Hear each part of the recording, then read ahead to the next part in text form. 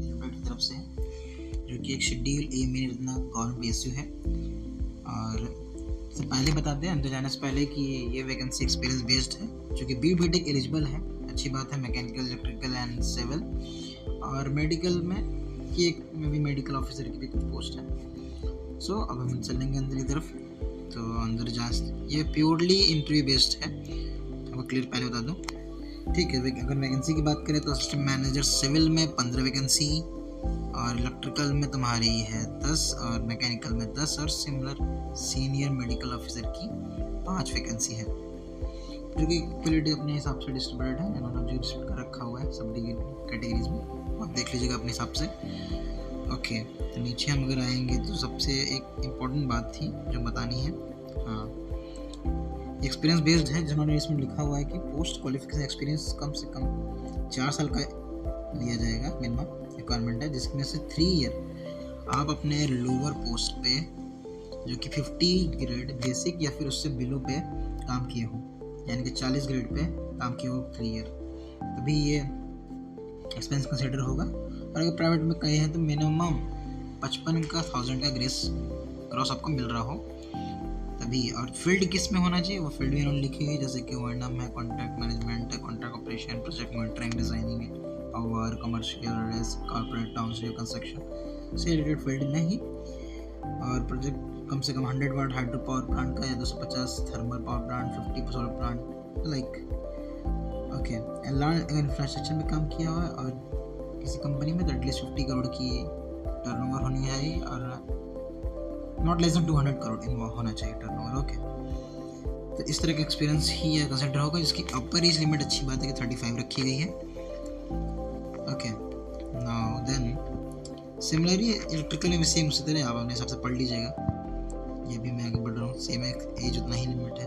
Mechanical में भी similar type की एक्सपीरियंस है। और हाँ, मेडिकल में रजिस्टर इन मेडिकल पोस्ट में 5 इसमें 5 ईयर का एक्सपीरियंस मांगा है, थोड़ा इसमें एक ईयर ज़्यादा है।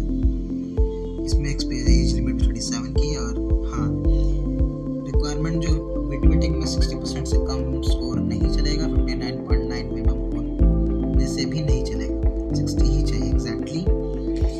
डॉक्यूमेंट्स में आपको देख लेना है क्या क्या चीज़ चाहिए, और एक्सपीरियंस किस तरह प्रूफ होगा, जैसे कि ये चीज़ आपको एटलीस्ट लानी पड़ेगी। ओके, और इन्होंने एक और सिनेरियो रखा हुआ है कि लास्ट ये फाइनेंस टैक्स पेएबल, टैक्स की पे किया हुआ ITR फाइल किया होना चाहिए कॉपी इनको है। अगर आप कुछ लाइव में करते हो उस रेंज में, तब पेमेंट का FI दिखाना पड़ेगा फॉर्म 16। और अगर नहीं लाइक करते हैं तो आपको सैलरी सबसे कम चल जाएगा। और अगर लाइक कर बहुत पहले छोड़ दिया उस तरह जॉब अनएम्प्लॉयड है तो फर्स्ट टाइम भरे हुए फॉर्म 16 दिखाना पड़ेगा। नाउ अंदर में कुछ टाइमिंग चले तो एक और चीज पॉइंट थी इसमें जो आपको दिखानी थी। सिलेक्शन प्रोसेस जो है सबसे अच्छी बात है इसमें 100% इंटरव्यू बेस्ड है, फुल वेटेज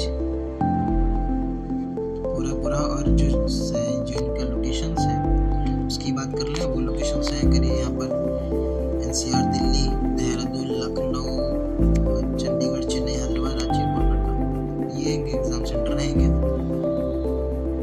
ओके, और फॉर्म भरने की लास्ट डेट, हाँ सब एक और चीज़ बोल रहा था, ये फर्स्ट आपको E3 गेट यानी कि 50,000 पे आपको ज्वाइन किया जाएगा और ये प्रोबेशन, देन आफ्टर 1 ईयर 60 का बेसिक कर देगा, काफ़ी अच्छा है जो कि। और फिर सेम पॉलिसी, प्रमोशन का सेम रूल अपना हिसाब से वो जो उन्होंने बनाएंगे रहेगा। फॉर्म की फीस की बात करें तो 600 रुपये है जनरल के लिए, और SST के लिए, और बाकी SST वो फीस पेमेंट है। और लास्ट डेट 7 तारीख ही रखी गई है क्या? नहीं, ये एज एक्सपीरियंस है। फॉर्म लास्ट डेट, हाँ वो देख लेते हैं। हाँ ये रही, ऑनलाइन रजिस्ट्रेशन की लास्ट डेट है